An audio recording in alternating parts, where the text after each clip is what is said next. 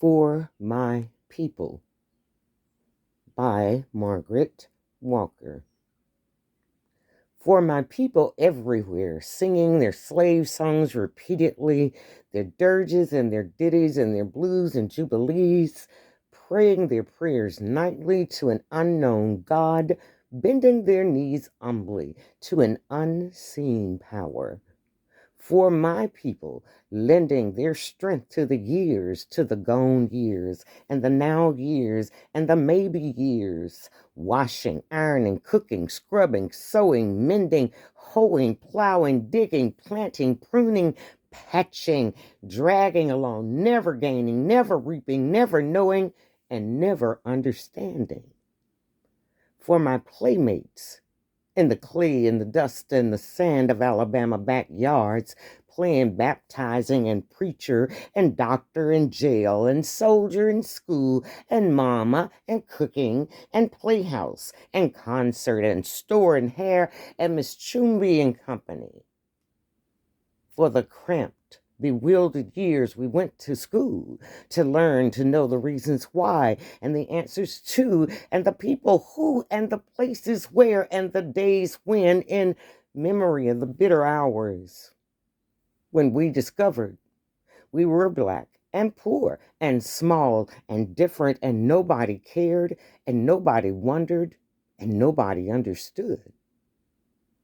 For the boys and girls who grew in spite of these things to be man and woman, to laugh and dance and sing and play and drink their wine and religion and success, to marry their playmates and bear children and then die of consumption and anemia and lynching. For my people, thronging the 47th Street in Chicago and Lenox Avenue in New York and Rampart Street in New Orleans, lost, disinherited, dispossessed, and happy. People filling cabarets and taverns and other people's pockets and needing bread and shoes and milk and land and money and something all our own. For my people, walking blindly, spreading joy, losing time, being lazy, sleeping when hungry, shouting when burdened, drinking when hopeless, tied and shackled and tangled among ourselves by the unseen creatures who tower over us omnisciently and laugh.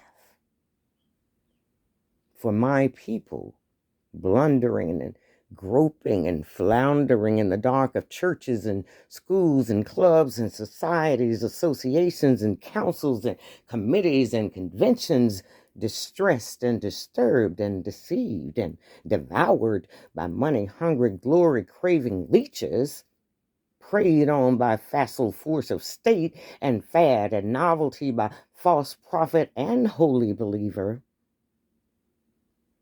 For my people, standing, staring, trying to fashion a better way. From confusion, from hypocrisy and misunderstanding, trying to fashion a world that will hold all the people, all the faces, all the Adams and Eves and their countless generations.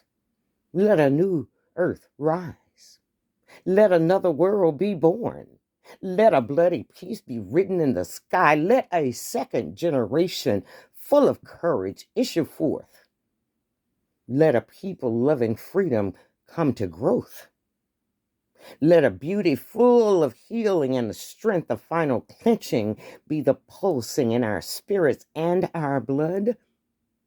Let the martial songs be written. Let the dirges disappear. Let a race of men now rise and take control. And that's that peace.